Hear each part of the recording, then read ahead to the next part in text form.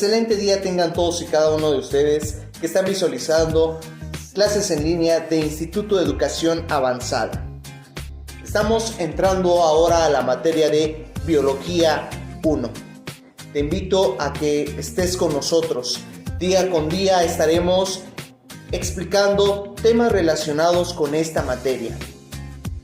Para eso te invito a que ahorita pongas atención a la siguiente explicación. Recuerda, mi nombre es Marco Antonio Hernández Hernández. Hablemos sobre la segunda parte de este tema, teorías del origen de la vida. ¿Qué puntos vamos a resaltar el día de hoy? Bueno, vamos a hablar sobre la teoría conocida como Big Bang, también la teoría de Alexander Oparin. No podemos hacer a un lado la parte de la panspermia y también lo que es la teoría de Lynn Margulis. Vamos a hablar aspectos importantes de cada una de estas teorías para empezar con el tema de la clasificación de los seres vivos. Entonces, vamos a iniciar con la teoría del Big Bang. En esta teoría, muchachos, ¿qué es lo que vamos a resaltar? Bueno, los siguientes aspectos es conocer o distinguir que la materia era un punto infinitamente pequeño y de altísima densidad, que también se formaron las primeras partículas subatómicas, y podemos hacernos las siguientes preguntas. ¿El universo es abierto o cerrado? ¿El universo es finito o infinito? Para eso, estos tres puntos vamos a explicarlos de la siguiente manera. Como lo hacíamos mención, la materia era un punto infinitamente pequeño y de altísima densidad que en un momento dado explotó y se expandió en todas las direcciones, creando lo que conocemos como nuestro universo, lo que incluye también el espacio y el tiempo. Esto ocurrió hace unos 13.800 millones de años. Ahora, después de la explosión y al tiempo que el universo se expandía, se enfrió lo suficiente y se formaron las primeras partículas subatómicas, los conocidos electrones, positrones, los mesones, los bariones, los neutrinos, fotones y un largo etcétera, hasta las más de 90 partículas conocidas hoy en día. Más tarde se formaron lo que son los átomos, mientras, debido a la gravedad, la materia se fue agrupando hasta formar nubes de estos elementos primordiales. Algunos crecieron tanto que empezaron a surgir estrellas y formaron galaxias. Ahora, cuando nos preguntamos que si el universo es abierto o cerrado, es finito o infinito, es uno de los grandes problemas científicos que aún no se resuelven y no podemos identificar si el universo es abierto o cerrado. Tenemos que identificar la presencia de la materia invisible o la llamada materia oscura dentro de cada cúmulo, pero fuera de las galaxias visibles. Hasta que se comprenda el fenómeno de la masa oculta, este método de determinar el destino del universo será poco convincente. También varios cosmólogos mantienen la idea de que no solo la gravedad, sino también los fenómenos del plasma tienen la clave para comprender la estructura y la evolución del universo. Así que estas dos preguntas siguen abiertas en el espacio, siguen sin tener una respuesta. Pasemos a lo siguiente. Hablemos sobre la teoría conocida como de la evolución química, resaltando los siguientes aspectos. Dos personajes principales, que es Oparin o Alexander Ivanovich Oparin y el inglés Haldane en 1923, vamos a identificar qué aportaron de acuerdo a la teoría ya mencionada. También vamos a entender un poco por qué se dice que la Tierra se formó hace unos 4.500 millones de años. Vamos también a hablar sobre lo que es el llamado caldo nutritivo o sopa primordial e identificar qué es la evolución biológica. Entonces, al hablar de lo que es la teoría de la evolución química, estamos hablando que cuando la Tierra se formó hace unos 4.500 millones de años, era una inmensa bola incandescente en la que los distintos elementos se colocaron según su densidad, de forma que los más densos se hundieron hacia el interior de la Tierra y formaron el núcleo. Los más ligeros salieron hacia el exterior, formando una capa gaseosa alrededor de la parte sólida, conocida como la protoatmósfera, en la que había gases como el metano, el amoníaco y el vapor de agua. Estos gases, muchachos, estaban sometidos a intensas radiaciones ultravioletas provenientes del Sol y a fuertes descargas eléctricas que se daban en la propia atmósfera, como si fueran gigantescos relámpagos. Por efecto de estas energías, esos gases sencillos empezaron a reaccionar entre sí, dando lugar a moléculas cada vez más complejas. Al mismo tiempo, la Tierra empezó a enfriarse y comenzó a llover de forma torrencial, y estas lluvias arrastraron las moléculas de la atmósfera hacia los primitivos mares que se iban formando. Esos mares primitivos, entonces, mencionamos que también estaban muy calientes, y este calor hizo que las moléculas siguieran reaccionando entre sí, apareciendo las nuevas moléculas cada vez más complejas. Para eso, Oparin llamó a estos mares cargados de moléculas el caldo nutritivo o la sopa primordial. Algunas de esas moléculas se unieron constituyendo unas asociaciones con forma de pequeñas esferas llamadas coacervados, que todavía no eran células. Este proceso continuó hasta que apareció una molécula que fue capaz de dejar copias de sí misma, es decir, algo parecido a reproducirse.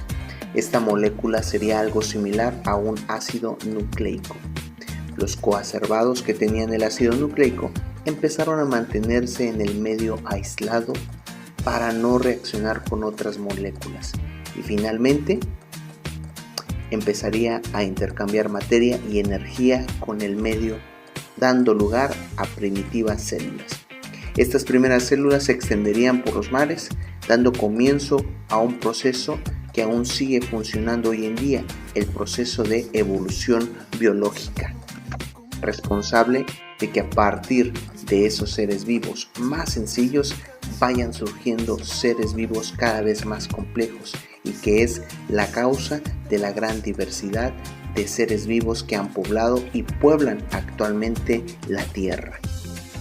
Entendamos el siguiente apartado de lo que es la teoría de la panspermia. Resaltamos los siguientes aspectos: lo que es el polvo interplanetario con los elementos esenciales, la vida en los cometas, la litina, una proteína extraterrestre, y agua y materia orgánica. Entonces, al hablar de la teoría de la panspermia, identificamos que nos dice que la teoría de que la vida podría haber viajado entre planetas a bordo de meteoritos o cometas. El nacimiento de la vida en la Tierra es uno de los mayores acertijos a los que se han enfrentado los científicos, pero hay teorías que cuestionan incluso si todo empezó aquí. Y es que entre las muchas teorías hay una que es intrigante para algunos científicos, pero muy molesta para otros, y en este caso hablamos de la panspermia, la teoría de que la vida llegó por primera vez a la Tierra desde el espacio exterior, no en naves espaciales, sino como materia, que son pasajeros a bordo de meteoritos. Se trata de un concepto antiguo que se remota al concepto de taxonomía. La teoría, como decimos, viene de lejos, pero en los últimos tiempos ha obtenido un nuevo apoyo a medida que los astrónomos han descubierto cuán lleno está el universo de compuestos orgánicos.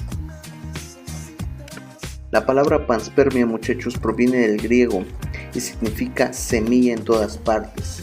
Las semillas en este caso no solo serían los componentes básicos de la vida, como aminoácidos o monosacáridos, sino también pequeños organismos extremófilos. La teoría afirma que estas semillas se dispersaron por todas partes y que muy probable provenían de impactos de meteoritos. También podemos resaltar una pregunta que comúnmente todos lo conocemos: ¿qué fue primero, el huevo o la gallina? La panspermia, al ser una teoría atractiva porque no explica el origen de la vida, simplemente el origen de la vida en la Tierra, las hipótesis no necesariamente contradicen la abiogénesis, que hablamos sobre la generación espontánea. Simplemente cambia el origen a otra parte. Sin embargo, si la vida en la Tierra comenzó en otro lugar y viajó a nuestro planeta, la pregunta sigue siendo: ¿cuál es el origen de la vida? Veamos la siguiente parte, y ya para concluir con lo que es la teoría endosimbiótica.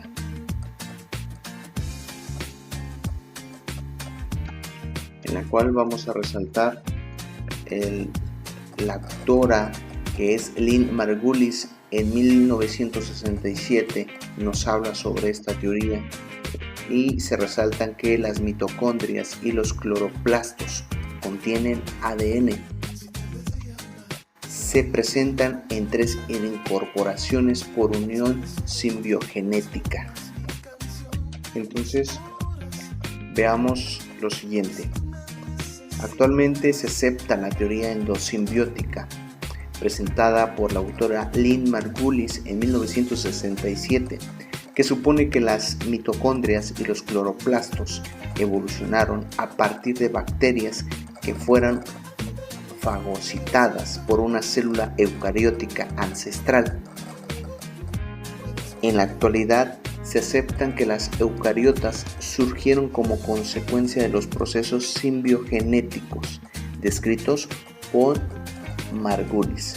una vez ha quedado demostrado el origen simbiogenético de las mitocondrias y los cloroplastos de los eucariontes.